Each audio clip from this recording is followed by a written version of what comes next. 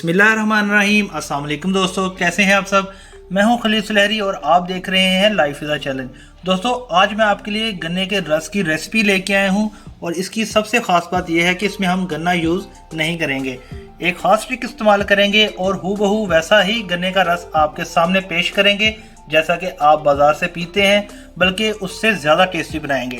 तो ये मज़ेदार सा गन्ने का रस बनाने के लिए हमें किन किन चीज़ों की ज़रूरत है, ये कैसे बनाया जाता है और इसमें कितना टाइम लगता है, चलिए सारी चीज़ें आज आपके साथ डिस्क्लोज करते हैं। तो चलिए चलते हैं वीडियो की जानब। बिस्मिल्लाहिर्रहमानिर्रहीम। तो आगाज़ करते हैं। सबसे पहले जी ले लेंगे 1 पाव शक्कर का, जिसे जागरी भी बोला जाता है।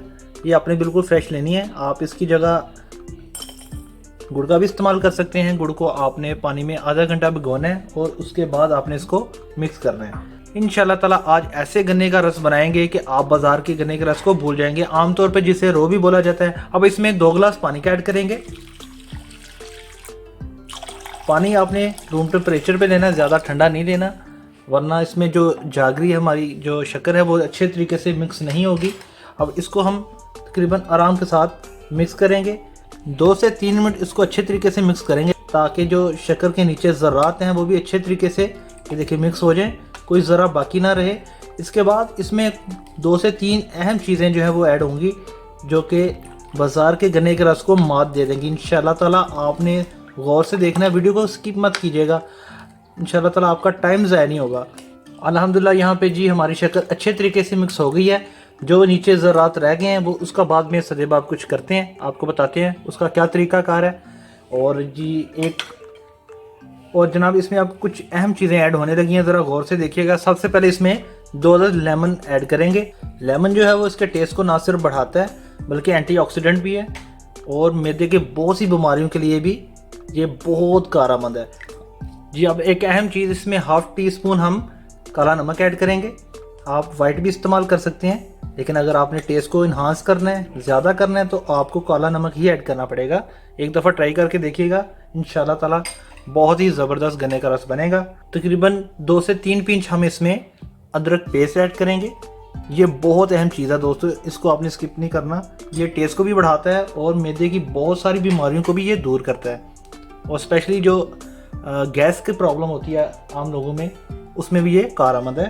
ये चीज़ें 2-3 मैंने आपको बताई हैं, ये बहुत अहम है। और लास्ट में इसमें पुदीना ऐड करेंगे। पुदीना हाजमे को बेहतर करता है। तो आज हम सिर्फ टेस्ट पे बात नहीं कर रहे दोस्तों, आज हम सेहत पे भी साथ साथ बात कर रहे हैं। कोशिश करें ये जो स्टेम्स हैं ये पत्तों के साथ, इनके साथ ही आपने इसको ऐड करना है। इनका बहुत ज़्यादा जायका बीच में आता है और इसके फ़ायदे भी बहुत ज़्यादा हैं। तो यहाँ पे जी अल्हम्दुलिल्लाह तमाम चीज़ों को हमने अच्छी तरीके से ऐड कर दिया है। अब हम इसे दोबारा से मिक्स करेंगे। और एक अहम बात दोस्तों, यहाँ पे आके आपने इसको ब्लेंड करना है। ब्लेंड करने से क्या होगा, एक तो पुदीने के जो पत्ते हैं, पुदीने का जो असर है वो भी हमारे गन्ने के जूस में अच्छे तरीके से मिक्स हो जाएगा, और अदरक का जो हमने पाउडर ऐड की है वो भी अच्छे तरीके से मिक्स हो जाएगा।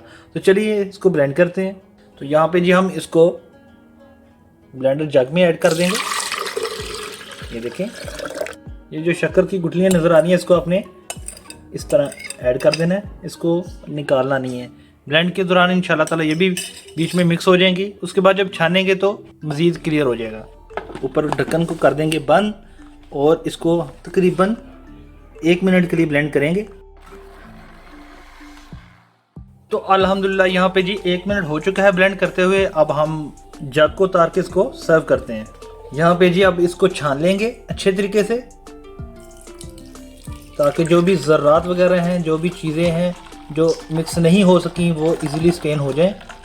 ये देखिए अल्हम्दुलिल्लाह माशाल्लाह बहुत ही प्यारी खुशबू आ रही है। यकीन जाने मेरा तो दिल कर रहा है कि अभी इसे सर्व करने से पहले ही बॉल से ही मुंह लगा के इसको पिए। तो इंशाल्लाह आप बनाएंगे तो डेफिनेटली आप मुझे दुआएं देंगे। अब हम इसमें पानी ऐड करेंगे ताकि जो जागरी है, जो गुड़ है, वो ज़्यादा मीठा ना हो जाए। शक्कर जो हमने डाली है इसमें, तो इसकी क्वांटिटी को थोड़ा सा बढ़ा देंगे। ये देखें माशाल्लाह दोस्तों कितना खूबसूरत हमारा जो गन्ने का रस है वो तैयार हो गया है। तो इसको एक दफ़ा दोबारा से अच्छे तरीके से मिक्स कर लेंगे। ये देखें दोस्तों, जब आप अपने मेहमानों को ये सर्व करेंगे या खुद पिएंगे तो कोई बंदा भी जज नहीं कर पाएगा, यकीन नहीं कर पाएगा कि ये जागरी यानी शक्कर से आपने ये जूस तैयार किया है। तो माशाल्लाह गन्ने के रस को हमने जग में डाल लिया है। अब इसको सर्व करने से पहले हम ग्लास में थोड़ी सी बर्फ़ ऐड करेंगे।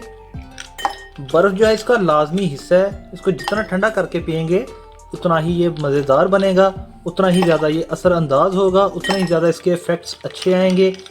और गर्मियों में वैसे भी ठंडे जूस पीने का अपना ही मज़ा है, स्पेशली इफ्तारी में आप इसको लाजमी ऐड कर सकते हैं। और यहाँ पे जी फाइनल लुक की जानब चलते हैं, चेक करते हैं ये हमारा जूस कैसा तैयार हुआ है।